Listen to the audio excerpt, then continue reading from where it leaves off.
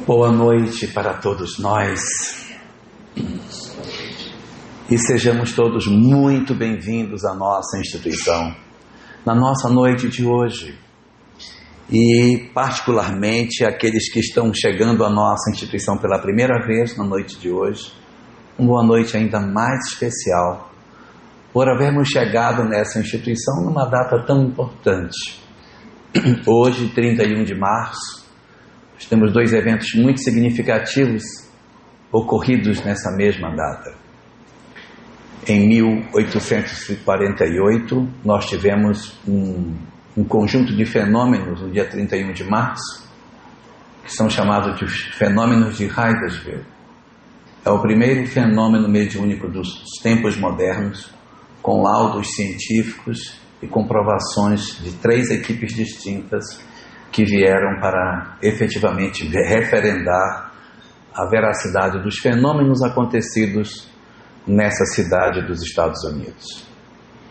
E também no mesmo dia, 31 de março, só que de 1869, nós temos um outro evento também, que é o fato de nós relembrarmos hoje a desencarnação de Allan Kardec, o codificador da doutrina espírita, que desencarnou aos 65 anos, ali na cidade de Paris, vítima de um aneurisma, em que ele então tomba num dia que estava fazendo mudança de endereço de um apartamento para o outro.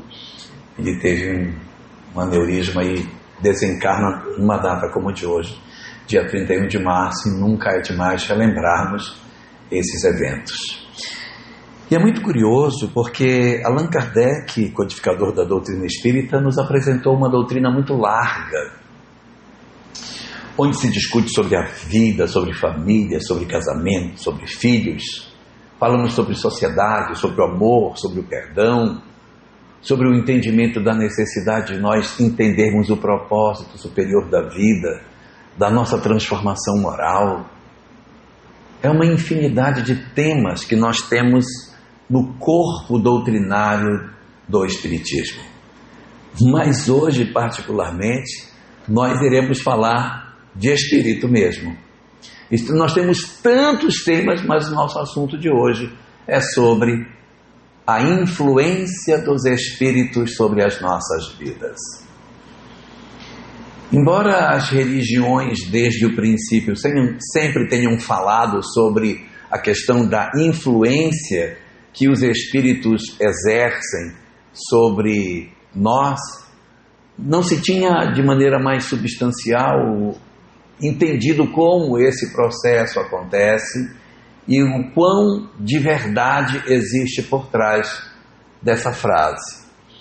Mas quando a doutrina espírita vai sendo elaborada, codificada, organizada por Allan Kardec, isso fica bastante evidenciado, que os Espíritos possui sim uma capacidade muito grande de interferência nos nossos pensamentos. E através desse instrumento, nós muitas vezes nem nos apercebemos que estamos sendo influenciados, sugeridos em termos de conduta, em função dessas características que a vida possui, através da qual aqueles a quem nós chamamos de mortos possuem uma possibilidade real e objetiva de nos influenciar com seu pensamento, sugerindo ideias que a gente capta, achando muitas vezes que essas ideias são nossas. E se nós pudéssemos organizar esse modelo de relação do mundo espiritual com o mundo corporal, essa maneira como os Espíritos nos influenciam, nós poderíamos classificar isso de diversas formas. Não há só uma. Há várias formas de nós organizarmos, identificarmos características distintas que esses Espíritos podem exercer em termos de influência nas nossas vidas. E dentro das várias formas que nós temos de classificar esse fenômeno, nós podemos dizer que esses fenômenos se expressam de 7 formas diferentes. Existem 7 modalidades distintas em que essas influências ocorrem nas nossas vidas. Quando a gente fala assim 7, as pessoas pensam logo que é uma coisa cabalística, que é um negócio assim místico. Não, não é. É porque passou de 6 e não chegou a 8, por isso que é 7. Não tem nada de cabalístico, é porque é isso mesmo. Você vai contando, passou, aí deu 7. Mas não quero que ninguém pense que é porque, sei lá, 7, tem tanta coisa que é 7, né? 7 notas musicais, 7 dias na semana, 7 cores do arco-íris, 7 anões na Branca de Neve, 7 pecados capitais, 7 horcruxes do Harry Potter, tem um monte de coisa que é 7. Não é isso, é 7 porque é 7. E o primeiro desses modelos de influência que os espíritos exercem nas nossas vidas é chamado de assédio. O que é um assédio? Um assédio é uma ação isolada que os espíritos exercem sobre as nossas vidas. Então, há um interesse, de repente, digamos assim, de nos prejudicar, e eles ficam à espreita, na expectativa de encontrar algum momento em que o interesse deles possa se concretizar dentro das perspectivas que a vida oferece para nós. Eles não estão verdadeiramente conectados em nós, eles não estabeleceram um vínculo permanente. Eles nos vigiam e estão querendo promover uma espécie de armadilha. E se você, por algum motivo, se permitir, você pode cair nessa armadilha. Eu estou sendo claro no que eu estou dizendo? Vou dar um exemplo. A esposa diz para o marido assim: meu bem, este final de ano, mamãe vai passar as férias conosco. Então ali naquela visita da mãe dela, pode se estabelecer um processo de influência espiritual. Não existe, mas pode acontecer. De repente, um espírito quer que o casal brigue, encontra ali uma oportunidade.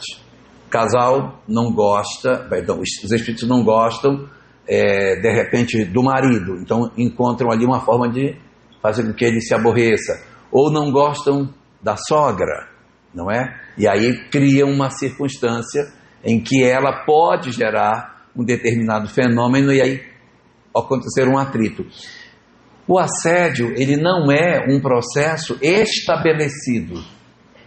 Ele é uma tentativa de se estabelecer. Uma vez que o assédio alcança êxito, pode ser que a pessoa, a partir daí, crie um embaraço e a relação do espírito conosco se torne mais estreita e aí já não se chama mais assédio. Quando um fenômeno de perturbação ele se prolonga no tempo, quando por algum motivo existe uma vinculação mais permanente de um mau espírito sobre uma pessoa, nós não chamamos mais de assédio. A literatura espírita chama esse fenômeno agora por um outro nome. Chama pelo nome de obsessão. A obsessão é a ação pertinaz de um mau espírito sobre uma outra pessoa, que só aconteceu porque antes houve a abertura de espaço para que ele acontecesse. Os obsessores ou os espíritos que promovem a obsessão, eles não fazem conosco o que eles querem, eles fazem conosco aquilo que nós deixamos. Eles observam as nossas falhas e eles trabalham em cima das nossas faltas.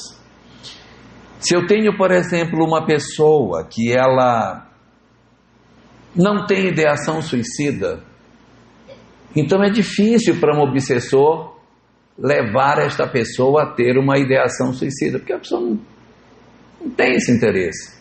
Mas ela gosta de beber. Então eu vou por esse caminho que é mais fácil. Então eles interferem nas nossas vidas em cima das nossas fragilidades. Quando Dona Ivone do Amaral Pereira trabalha essa questão no capítulo 7 do livro Devassando o Invisível, ela nos conta que nós muitas vezes dizemos assim: o espírito leva a pessoa para beber. Ela disse: nem sempre. Nem sempre ele leva para beber. O que ele faz? Ele faz o seguinte, Paulo: ele verifica que essa pessoa, quando ela fica frágil, ela vai beber. Quando ele se aborrece, ele bebe. Quando o time dele perde, ele bebe. Mas quando o time ganha, ele também bebe. Então ele percebe que a pessoa tem uma quedinha para isso. Então o que ele faz? Ele não sugere que beba. Ele desequilibra o lar para que ele se aborreça e saia para beber. Então ele cria as circunstâncias de desentendimento para que ele diga: quer saber de uma coisa? Eu vou beber. E ele sai. Então não ele fica assim: vai beber. Ele simplesmente cria as suas estratégias de desentendimento no lar, e a partir do desequilíbrio das emoções, ele vai se compensar naquilo que ele tem o hábito de fazer. Mas se eu tenho outro que é depressivo, é entristecido, é melancólico, vive um processo de distimia, tem uma dor muito profunda na alma, mas não bebe. Não adianta ficar insistindo: vamos beber, não vai funcionar. Mas ele pode estimular a tristeza. Realmente ninguém gosta de você. Você realmente é muito sozinho. Você viu que fulano passou e não falou com você? Você viu que sua mãe deu uma resposta torta para você no almoço? É porque ninguém gosta de você. Então ele estimula determinados pensamentos e a pessoa cai nessa malha. Então um obsessor, ele tem uma tendência de trabalhar em cima das nossas dificuldades morais. Para ficar mais claro o que eu estou dizendo, vamos usar uma metáfora. Os obsessores, eles não plantam uma ideia na nossa cabeça. Eles não plantam. Eles regam. Ele tem adubo, fertilizante, NPK, ele tem tudo. Aí ele tem a sementinha na nossa cabeça. Ele vai lá na sementinha, coloca aquelas coisas, põe a aguinha, rega, cuida, aí a semente brota. Ou seja, a ideia que já existe em germe dentro de nós cresce, porque ele estimula aquilo que, em síntese, nós já possuímos no interno do nosso eu. Mas este processo chamado obsessão, ele possui várias classificações. Kardec tem uma, que ele diz que a obsessão se divide em 3. A simples, a fascinação, que é a ilusão sobre o pensamento, e a subjugação, que são os processos agravados da obsessão simples. Mas Dona Ivone do Amaral Pereira tem uma outra classificação muito interessante. E como aquela outra de Kardec a gente geralmente vê, é mais interessante que a gente dê uma olhadinha em como é que Dona Ivone classifica os processos obsessivos. E ela diz que existe uma família de fenômenos de obsessão que ela chama de obsessão odiosa. O que é uma obsessão odiosa? Uma obsessão odiosa é uma obsessão odiosa. Ela é movida pelo ódio. É isso que faz com que esse fenômeno aconteça. E observando de perto as chamadas obsessões odiosas, que são aquelas que são motivadas pelo ódio, nós podemos identificar 3 formas diferentes de fenômenos obsessivos odiosos, categorizando aqui outras faces do fenômeno da perturbação espiritual. Então nós falávamos do assédio. Agora vamos falar de um segundo. Um segundo fenômeno que existe é a chamada obsessão odiosa por vingança.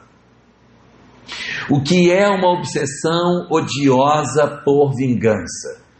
É um espírito que, movido pelo ódio, deseja se vingar de nós por algo que a ele foi feito, ou nesta existência, ou em outras anteriores. Às vezes nós trazemos como história das nossas vidas muitos conflitos. Nosso mundo é marcado por guerras, violência, tirania, opressão, muitos fenômenos marcantes de desequilíbrio das nossas condutas, e o ódio muitas vezes aparece nisso. E companheiros que estão vinculados a nós em função das nossas histórias de vida podem nos procurar psiquicamente do ontem, no hoje, nos identificam e querem de alguma forma destruir as nossas vidas em função daquilo que fizemos no passado. Nós nem lembramos, mas eles não esquecem. Então eles promovem um processo de perturbação dessa ordem. A melhor estratégia para esse fenômeno de obsessão é nós exercitarmos o perdão. Pedirmos perdão a quem nós nem sabemos quem é e nem o que fizemos. Reconhecer a possibilidade de que nós tenhamos cometido equívocos no passado.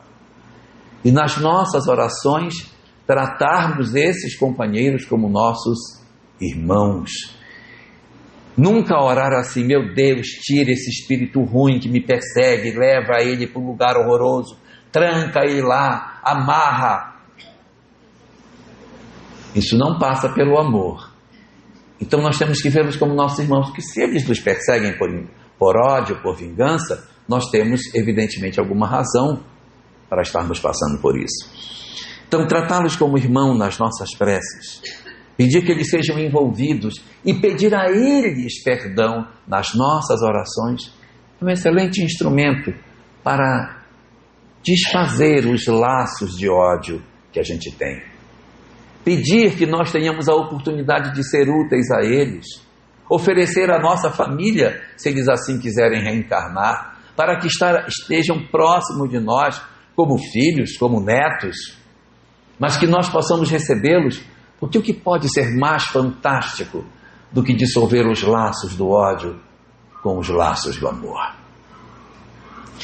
Então esse modelo da obsessão odiosa por vingança, ele possui muitas possibilidades de terapia dentro de nós, a partir das nossas mudanças interiores. E nesse sentido a Casa Espírita ajuda demais com as orientações que nos trazem sobre como trabalhar a nossa mudança interior nesse sentido. Um terceiro modelo que nós temos também de influência espiritual ainda pertence ao capítulo das obsessões odiosas, mas ela não é mais por vingança. É a obsessão odiosa em função da causa que eu defendo. O espírito nem me conhece, ele nem sabe quem eu sou, não tem nada a ver com o meu passado, tem a ver com o que eu faço hoje, que isso me incomoda. Ele se irrita com as coisas que nós fazemos hoje. Então, de repente, eu trabalho num posto de saúde e eu atendo as pessoas. Ah, mas você aqui atendendo esse pessoal não está dando certo, não. Que eu não gosto dessa comunidade. E você fica aqui fazendo bem para eles, me irrita. Então ele persegue você por causa do bem que você faz. Porque eu sou professora numa escola, aí eu recebo uma perturbação espiritual, porque estou fazendo bem.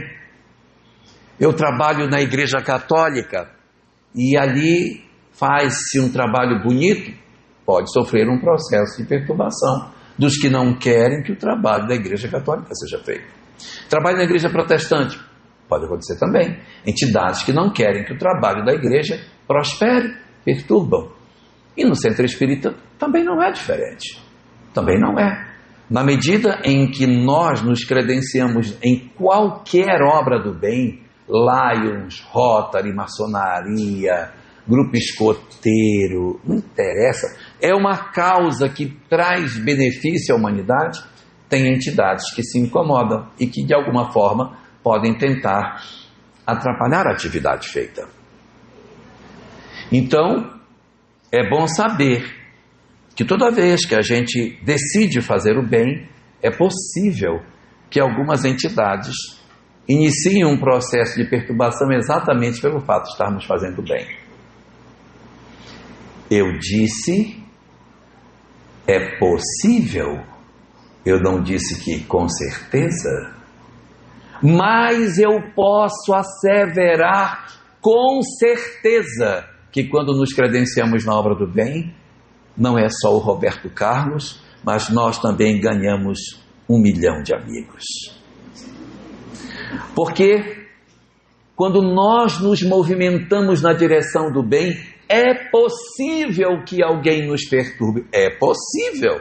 Mas é certeza que uma imensidão de espíritos que querem o bem da humanidade se vinculam a nós, fortalecendo os nossos melhores propósitos para que nós consigamos exercer o nosso papel na escola, no posto de saúde, no CRAS, no CAPES, sei lá por onde, em qualquer repartição pública onde eu esteja, que realiza algo em prol da comunidade. Eu não estou gostando disso. Vai ter os mentores também na Igreja Católica e na Igreja Protestante e, evidentemente, no Centro Espírita, que é o local mais típico para que os espíritos estejam.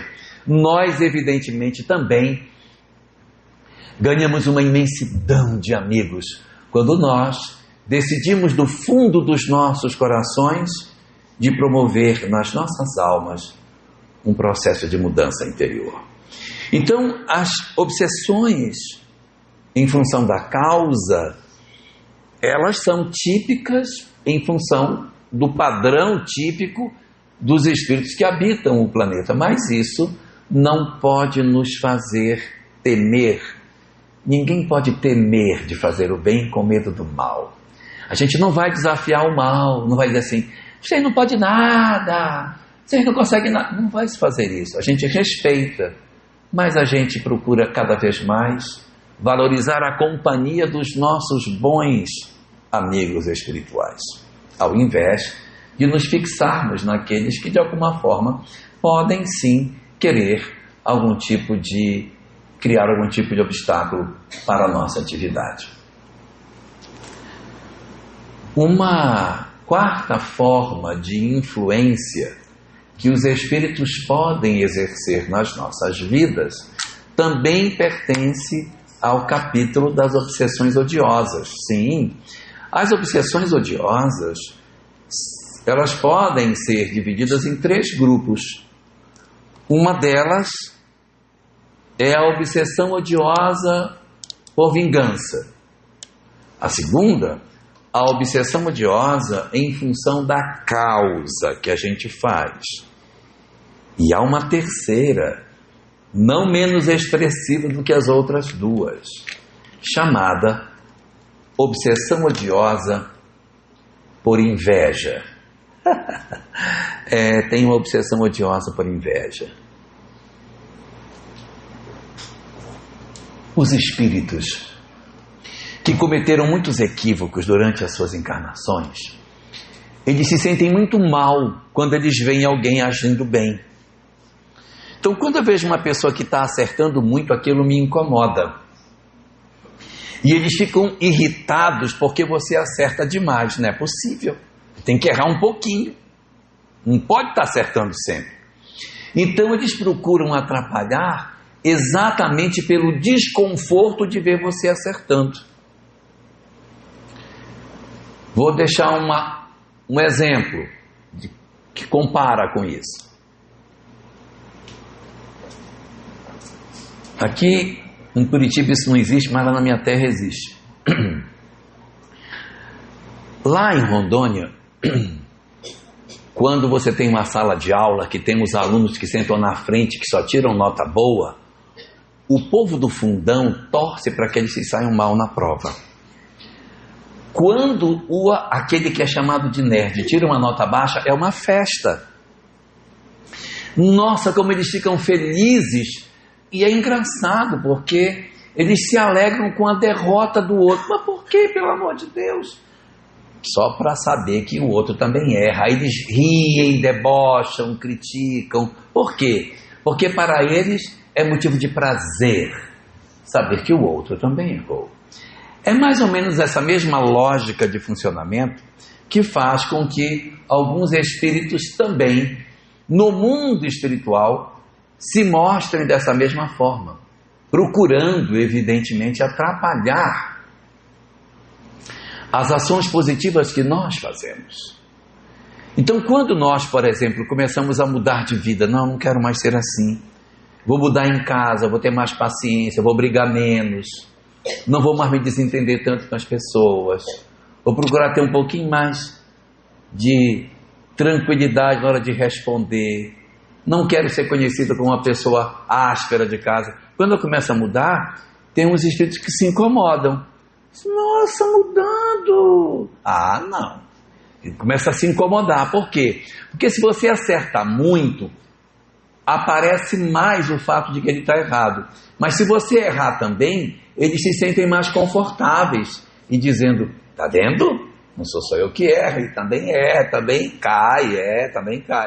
Então é um outro modelo de influência espiritual que nós temos na forma da obsessão, e dentro das obsessões, a obsessão odiosa, e entre as obsessões odiosas, a obsessão odiosa por inveja.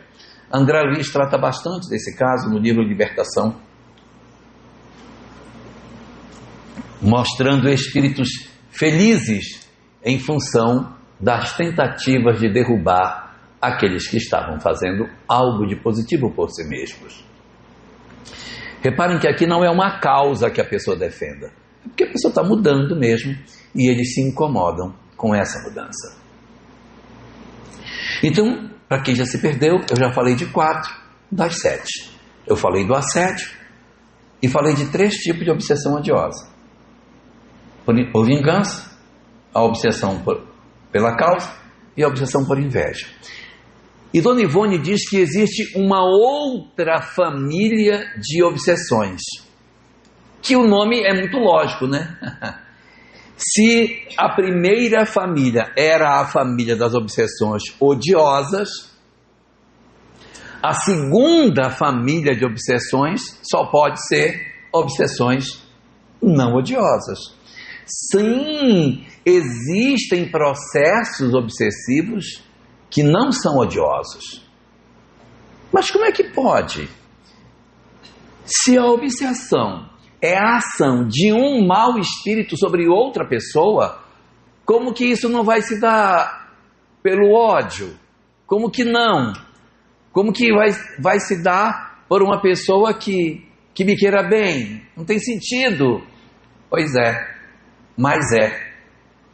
Existem 2 outros tipos de obsessão chamados de obsessões não odiosas. Primeiro tipo de obsessão não odiosa. Obsessão não odiosa por afinidade. O que é isso? Não existe ódio, ao contrário, existe simpatia entre os espíritos. Eles se sentem muito bem na companhia um do outro. Eles são espíritos que se agradam da presença de um no psiquismo do outro. Não há ódio, não há mal querer. Não há mal querer. Existe vínculo legítimo pela simpatia de ideias. Que tipo de fenômenos na nossa sociedade nós encontramos muito tipicamente em fenômenos não obsessivos por afinidade? Os vícios. Os vícios.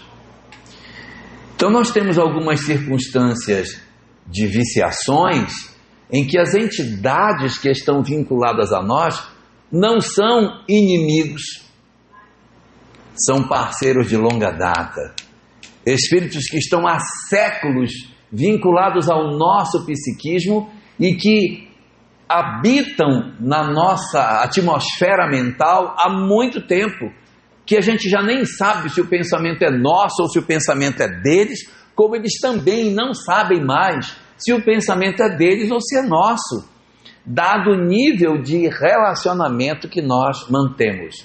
Então nós temos algumas vezes pessoas que possuem viciações muito perceptíveis hoje na nossa sociedade. O álcool, por exemplo, eu comentei ainda há pouco que o espírito não leva o outro para beber. Se for uma obsessão odiosa, ele pode não levar, ele pode só desequilibrar e deixa que você vá.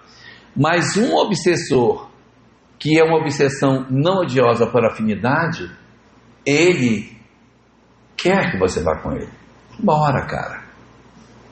Nossos bons tempos de taverna, na época do cardeal Richelieu, que a gente se sentava para tomar vinho naquelas tavernas de Paris. Nós estamos juntos há tanto tempo, como é que você vai querer mudar? Você está doido? Não, vamos embora. E esses espíritos conseguem muito êxito. Para ser bem sincero para todos nós, são os casos mais difíceis de trabalhar. As obsessões odiosas, por mais que elas sejam complexas, são mais fáceis do que as obsessões por afinidade. A obsessão não odiosa por afinidade, ela é muito complicada, porque um chama o outro. A pessoa aqui quer mudar, mas o espírito não deixa. Quando ela se movimenta para sair, o espírito volta e arrasta a pessoa de volta. E ele diz: eu entrei numa clínica, fiz uma recuperação, abandonei as drogas, eu estou bem, eu acho que agora eu vou seguir. Aí ele fica durante um tempo e tem uma recaída. O que aconteceu? A entidade vinculada a ele pode ter retornado a fazer contato direto na mente dele. E ele volta a dizer: mas é mesmo, né? Por que eu não volto lá, meus amigos, né? Fazendo falta, é verdade, fazendo falta mesmo. E aí ele vai se aproximando e vai se acoplando, sugerindo ideias. Só que ele não está fazendo isso porque tem raiva. É porque são vinculados. Existem vínculos. Viciações no campo da sexualidade desregrada tem muito a ver com obsessão por afinidade. São espíritos vinculados no campo da sexualidade desequilibrada há muito tempo. E eles, num processo de simbiose, eles se conectam e eles, um satisfaz o outro. Quem está do lado de lá se satisfaz a partir do encarnado. E o encarnado se estimula com as sugestões do desencarnado, que lhe dá ideias, que lhe sugere, que faz com que ele tenha mais interesse crescente. Então isso tudo vai produzindo as chamadas obsessões com esse perfil bem complicado. A melhor estratégia para esse tipo de obsessão é a casa espírita. Por quê? Porque quando você muda só o encarnado, é bem provável que depois ele se reconecte. Você muda um lado, o outro não mudou. Então, na casa espírita, nós temos um recurso muito interessante, que é o atendimento dos dois lados da vida. Você atende a pessoa aqui, com a palestra, o passe, a fluidificada, o atendimento fraterno pelo diálogo, a oração, o evangelho no lar, todas essas questões que impulsionam na direção da chamada transformação moral, isso ajuda muito. Mas tem que trabalhar o outro lado. Porque se não trabalhar a entidade vinculada a esse processo, é possível que nós venhamos a ter dificuldades. Por quê? Porque essas entidades voltam a perturbar um pouquinho mais à frente. E não se consideram obsessores, se consideram amigos. Não, mas eu sou amigo dele. Eu é que protejo ele. Ele sai para beber, alguém rouba ele? Ninguém rouba, né? Pois é, porque mando conta dele. É meu amigão. Então, pode ver que ninguém... A chave do carro fica dele, fica jogado na calçada bêbado e ninguém leva nada. Sou eu que tomo conta dele, meu amigo. Não posso tratar mal meu amigo. Então você vê que há uma relação meio estranha nessa vinculação dessas entidades espirituais. E na casa espírita, você tem a chance mais efetiva de conversar com essas entidades e promover a mudança dos dois lados. Então você muda os dois e consegue ter uma chance de ruptura desse processo maior, na medida em que os dois se desconectam. Mas eu falei que eram dois tipos de obsessões não odiosas, não foi isso que eu falei? Falta o outro. Existe um outro tipo de obsessão não odiosa,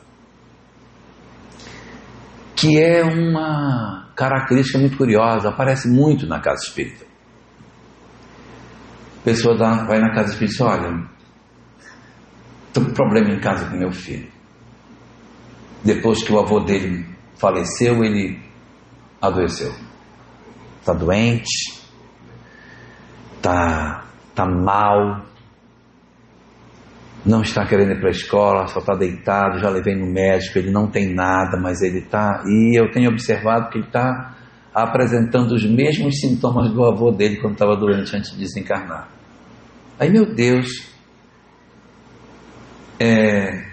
esse garoto, seu filho, era muito vinculado ao avô? Demais! Meu pai era louco por ele. Então, nessas circunstâncias, é possível, eu não disse que é sempre, mas é possível que o avô que desencarnou, por ele estar vinculado por afeto ao seu neto, ele não sabe o que está perturbando. Ele não quer perturbar, ao contrário, ele quer ajudar, mas ele não consegue ajudar, porque ainda está muito frágil. Então acaba transferindo para a criança as suas emoções e adoecendo o outro. Não acontece só com criança não, acontece com adulto também. Essa é a chamada obsessão não odiosa por apego ou afinidade, que é quando você não quer perturbar, mas a sua presença perturba. E do mesmo jeito que a obsessão não odiosa por afinidade, a que eu falei ainda agora, é a mais difícil de ser trabalhada, essa é a mais fácil. Porque não existe nenhum vínculo de dificuldade para desfazer. Às vezes, a simples vinda da família na casa espírita, tomar um passe, a criança já volta para casa diferente.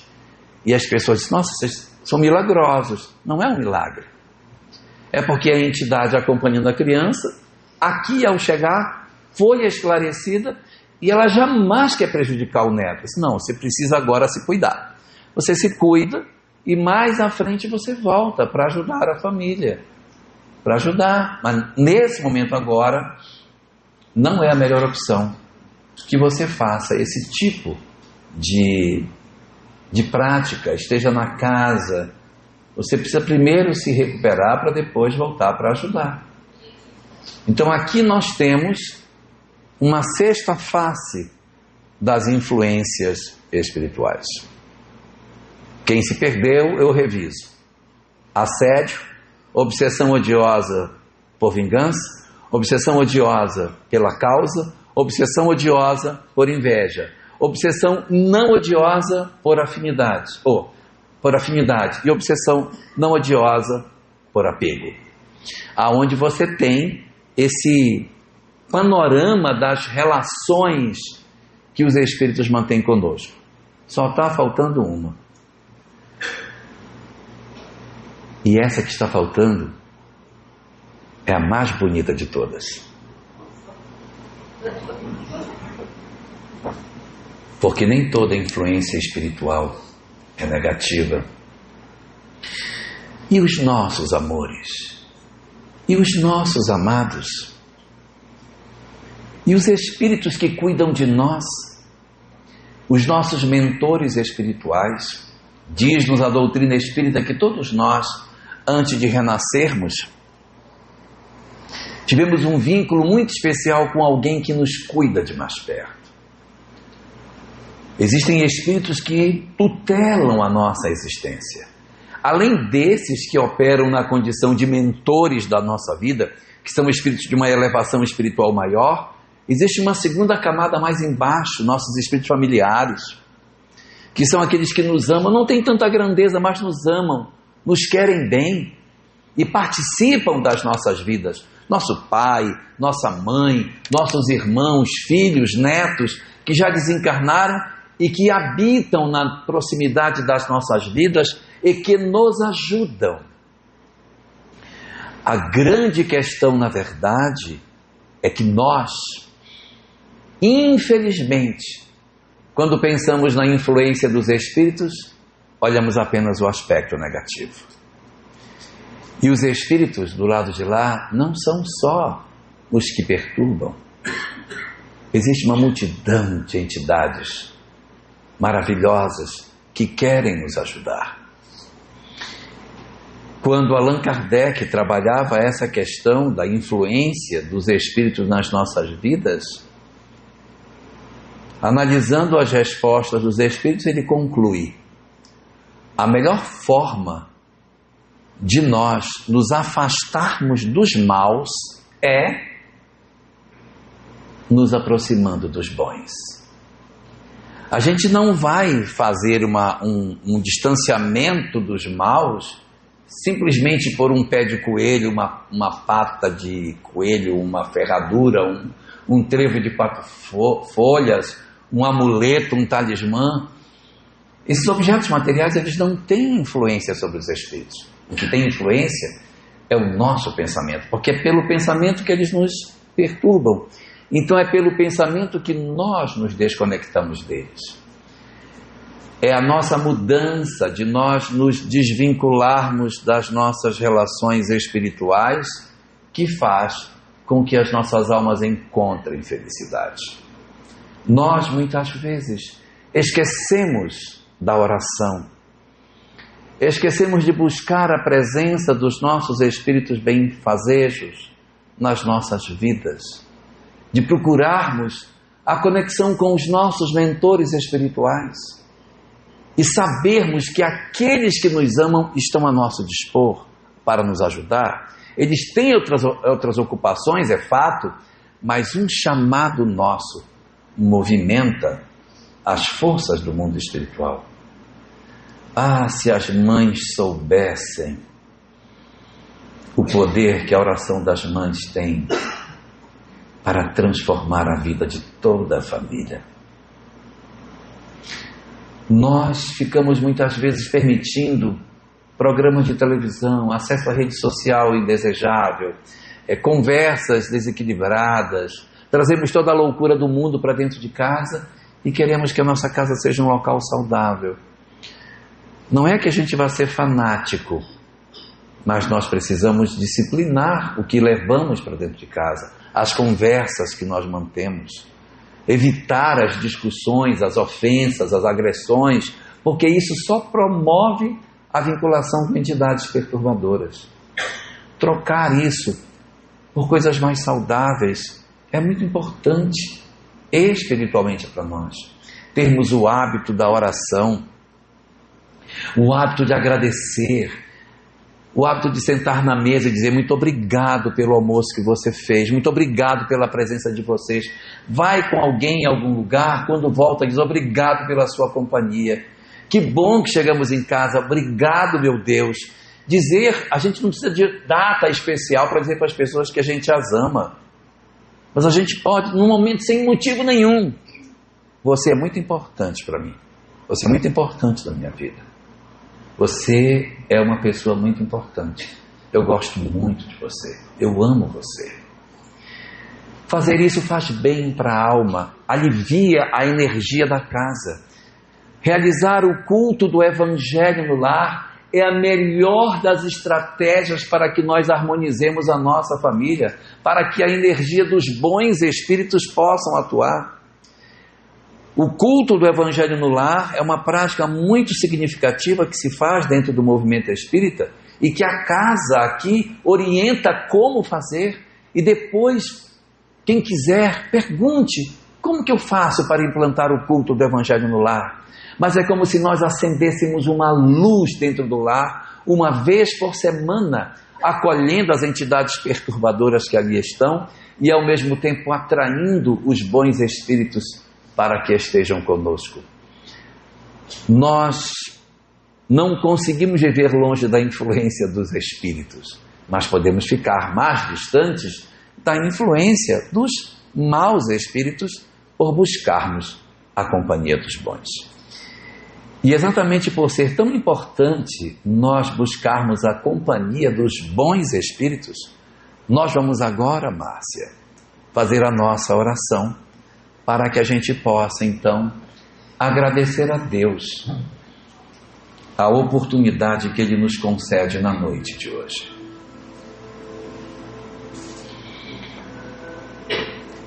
Divino Senhor das nossas vidas, Senhor dos nossos corações, que conheces profundamente as dores que atravessam as nossas almas e que sabes das lágrimas silenciosas que tem arrancado do meu peito as dores mais profundas que a alma pode ter. Eu não preciso, Senhor, te contar da minha vida, porque Tu já a conheces muito mais do que eu próprio. Mas eu quero te rogar que Tu abençoes o meu lar, Senhor, que precisa tanto de paz nos dias em que vivemos. Te pedir que as luzes do Teu amor se derramem do mais alto, como pétalas de luz, a se espalharem por todos os cômodos da minha casa, facilitando o atendimento de todas as pessoas que ali se encontram. Os que se encontram hoje, doentes fisicamente, pela possibilidade do restauro da sua saúde, dentro da lei do merecimento, que sabemos que cada um de nós está inserido. Mas nós te pedimos, Senhor, se for possível, que o Teu amor faculte a cada um daqueles que nos deste a conta de parentes, que consigamos recuperar as nossas saúdes do ponto de vista físico. E te pedimos também que Tu socorras a todos nós que nos encontramos adoecidos na alma, aqueles de nós que nos encontramos amargurados, desesperançados, ansiosos, desistentes da vida, perdidos e sem um sentido para viver. Reacende, Senhor, o propósito da vida nas nossas almas. Traz luz para o nosso entendimento, para que possamos novamente descobrir o prazer de viver e de estarmos na Tua companhia. Auxilia-nos nas nossas vitórias sobre a mágoa, sobre o ódio, sobre o desamor, que tem dificultado tanto as nossas relações familiares, mas inspira-nos, Senhor, a procurar na Tua lei o bálsamo para os nossos corações que sangram de dor pela ausência da paz dentro do nosso lar. Te pedimos pelas entidades espirituais que ali se encontram, que Tu possas acolher a todas elas carinhosamente e que os espíritos que atuam nesse momento nos nossos lares possam abraçá-los com ternura, recolhê-los nas regiões do mundo espiritual, onde possam encontrar a paz que tanto procuram, que eles possam encontrar com os seus amores, quebrando círculos antigos de esquecimento de suas próprias histórias.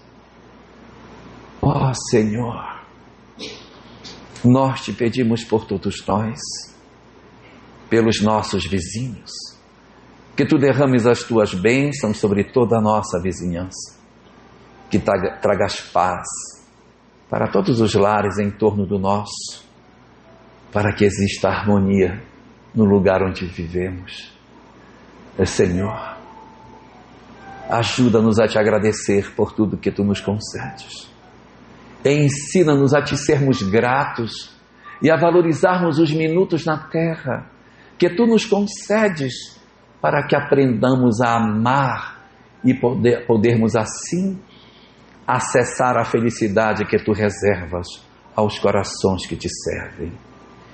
Que as luzes infinitas da Tua misericórdia repousem sobre os nossos corações, não somente hoje, Senhor, mas que a Tua presença permaneça no nosso lar, como um perfume divino, a se manter ali por muito tempo, alimentado pelos nossos novos sentimentos de amor e de fraternidade, para que, enfim, nós possamos reconhecer o valor inestimável da Tua presença nas nossas vidas. Por tudo que Tu nos concedes, nós Te rendemos graças e Te dizemos: Senhor, muito obrigado.